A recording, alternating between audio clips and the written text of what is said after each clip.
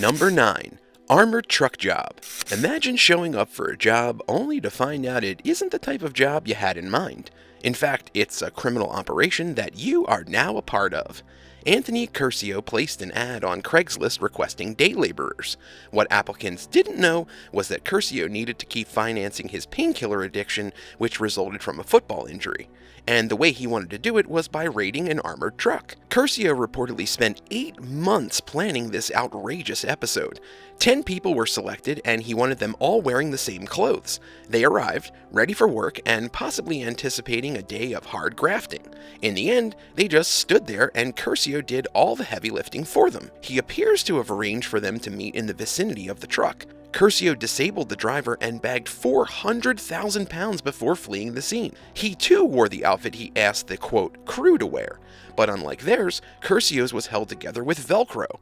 Stripping away his fake identity, he then escaped in an inner tube. Wowzers! Where does an enterprising robber splash the cash? Vegas, of course. He lived it up. But it was only a matter of time before police came calling. Curcio planned everything meticulously. However, he reckoned without 2 factors. One of these was his mask. He pepper sprayed the truck driver and had to protect himself. Instead of taking the mask with him, he left it behind, giving authorities some much-needed evidence. Then he didn't notice the homeless person, who suspected him of foul play as he watched Curcio rehearsing his scheme. Curcio's license plate details were reported to the cops. We're hoping this individual got at least a warm meal and a place to sleep for the night for his trouble. As for the poor guys who showed up thinking they were going to be day laborers, well, they not only wasted their time, but it doesn't look like they got paid either.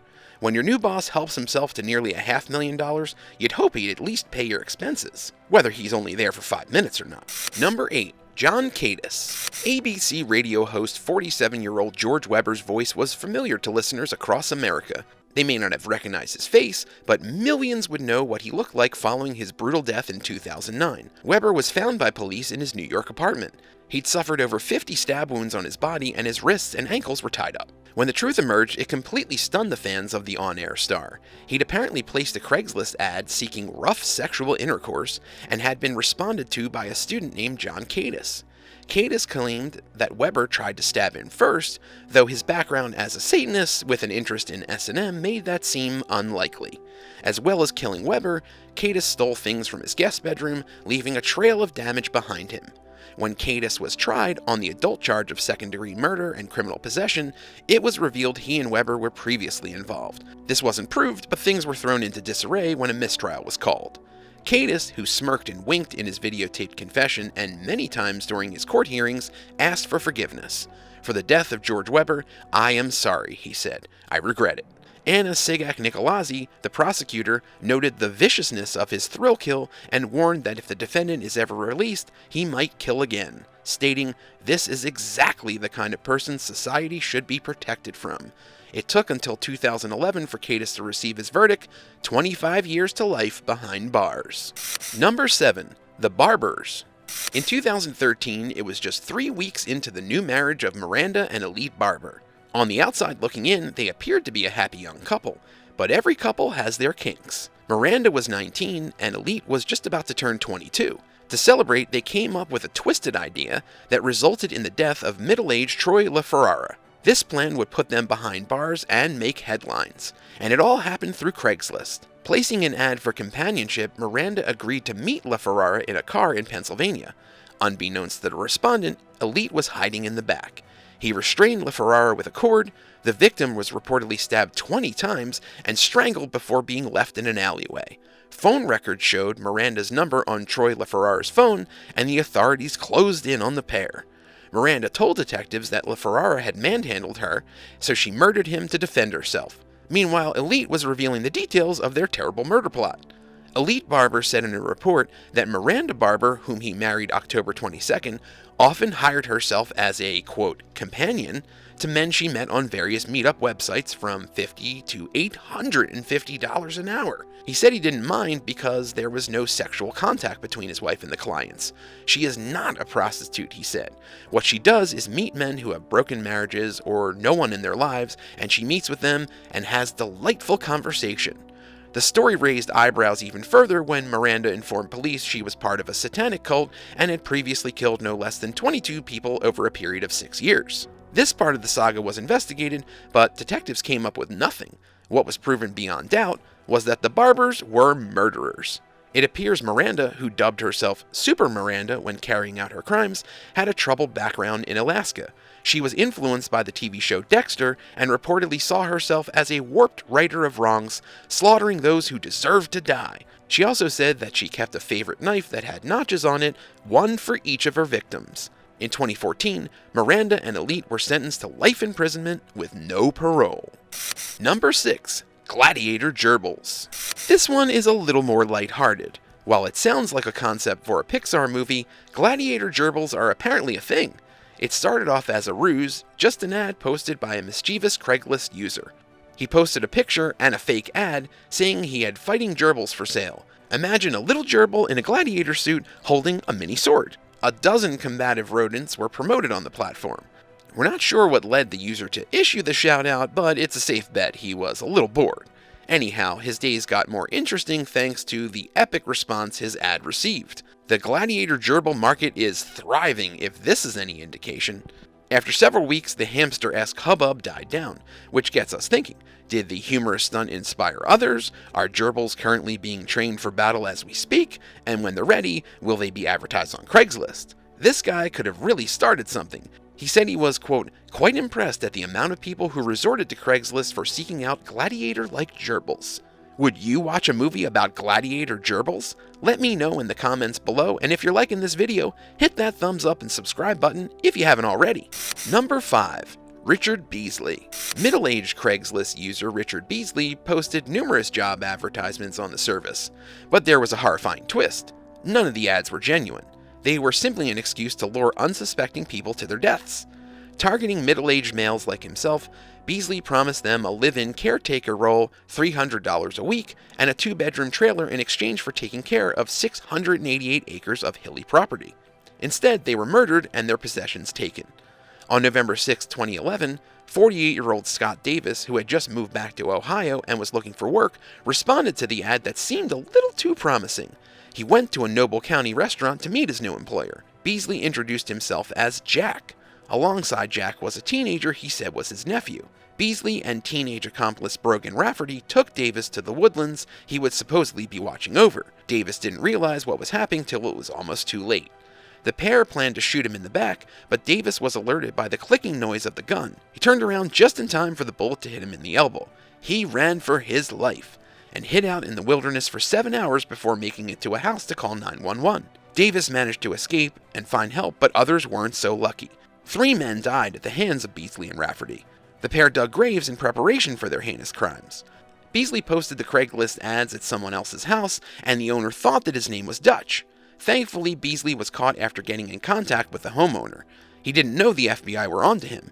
Rafferty was sentenced to life behind bars, and Beasley faced the death penalty, thus closing the book on a shocking and senseless case.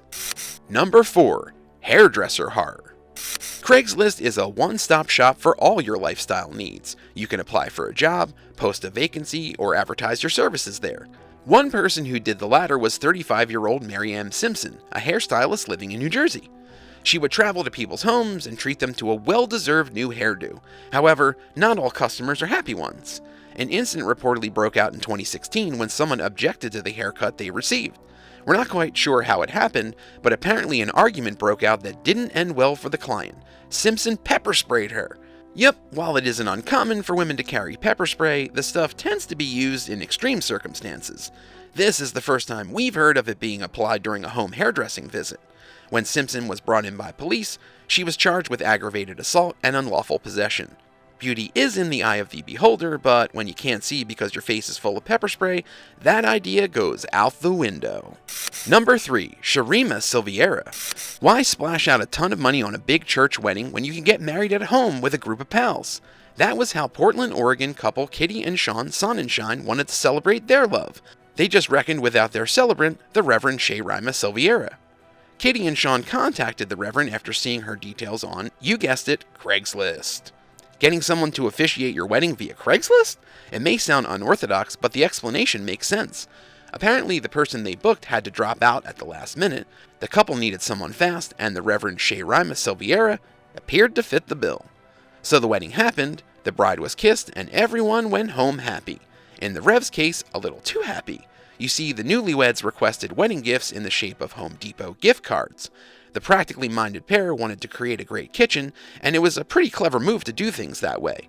Wedding gifts are notoriously tricky to get right. The Home Depot cards avoided a whole awkward situation where the lovers unwrap a gift and think, what the heck is that? So how many cards did they wind up with? 3. Hold on, 3? That sounds more than a little odd. The couple pondered over this bizarre turn of events, and the story became even stranger once they realized who'd pilfered the cards. It looked like the officiator had bagged herself some freebies. Could it be that while she was alone in the house, she decided to pocket some of the goodies for herself? It was a strong enough accusation for authorities to charge the Reverend with second-degree theft. We've heard of a halo slipping, but it seems in this situation the halo fell right off and broke on the floor. Number 2. Dino Lauren Smith. Brian Boucher's quest for a roommate took a fascinating and creepy turn when he placed an ad on Craigslist in 2004. Boucher was on the lookout for the right candidate who could get along with him and his 2 cats while sharing what the poster himself admitted was quite a small apartment. Salvation came in the shape of one John Williams, aka Don, a ghostwriter by profession. He moved in and all seemed well. He was often away traveling, and then one day he just didn't come back. The ghostwriter had turned into a ghost.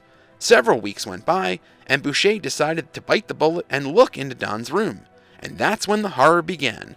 Williams wasn't keeping satanic sculptures or body parts in there or anything. It's not that type of horror. But what he was doing involved Boucher's personal details. A file contained material such as contact details for his friends and family, credit card offers, and even the name and number of a female partygoer. This was a total what moment. Williams was stealing Boucher's identity. And of course, his name wasn't Williams at all. Boucher discovered he was in fact someone named Dino Lauren Smith. Smith wasn't your run-of-the-mill con artist either. His face was on the list of America's Most Wanted. Boucher may have read in the news about a recent jewel heist in San Francisco, the city's largest. Police believe Smith was involved, and it appeared Boucher's apartment was his next port of call. It isn't clear why Smith disappeared. One thing is for certain, he didn't get to act on or do anything with his ex-roommate's personal info. Phew! Nowhere is safe on Craigslist. It's a good reminder of why you need to keep your wits about you, especially with something as sensitive as finding a fellow rent payer. With ID theft, one of the planet's most pressing problems, it pays to do your research. Number 1. Dykstra's demands. Lenny Dykstra made his name as a professional baseball player in the 1980s and 90s. Once he stopped playing the game, however, and the roar of the crowd died down, he grabbed attention for some pretty serious offenses. One of these, from a story in 2011, involved Craigslist. Pretending he needed a housekeeper or assistant, Dykstra posted ads looking for applicants. When they visited his home, he allegedly wanted them to go beyond providing a professional service. The sleazy sportsman also showed them a lot more than dusty shelves or administrative duties. He also reportedly assaulted one woman, threatening her with a knife and demanding a massage. The authorities in Los Angeles issued charges, which Dykstra didn't contest. He received a sentence of 9 months, not his first brush with the law by any means. Thanks for watching. Do you have any Craigslist horror stories? Let me know in the comments below, and don't forget to subscribe if you haven't already. See you next time on the Bored Badger.